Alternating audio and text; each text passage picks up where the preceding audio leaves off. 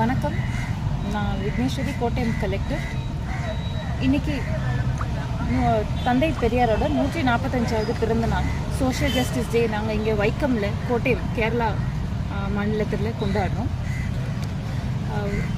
തൻ്റെ പെരിയാർ ഈ വൈക്കം സത്യാഗ്രഹത്തിന് വേണ്ടി ഒത്തിരി കഷ്ടങ്ങൾ ഒത്തിരി സാക്രിഫൈസസ് ചെയ്തിട്ടുണ്ട്. റിഗറസ് ഇംപ്രിസൺമെൻറ്റ് ചെയ്തായിരുന്നു. എങ്കിലും അവരാണ് അതിൻ്റെ നേതൃത്വം നൽകിയത്.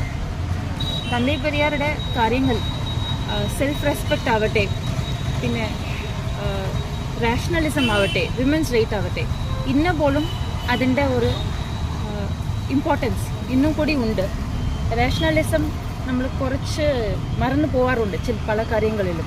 സോ ഏത് കാര്യം സംഭവിച്ചാലും അതിൻ്റെ റീസണിങ് ഔട്ട് ചെയ്യുമ്പോഴാണ് നമുക്ക് നല്ല കാര്യത്തിലേക്ക് എത്തിച്ചേരാൻ പറ്റും.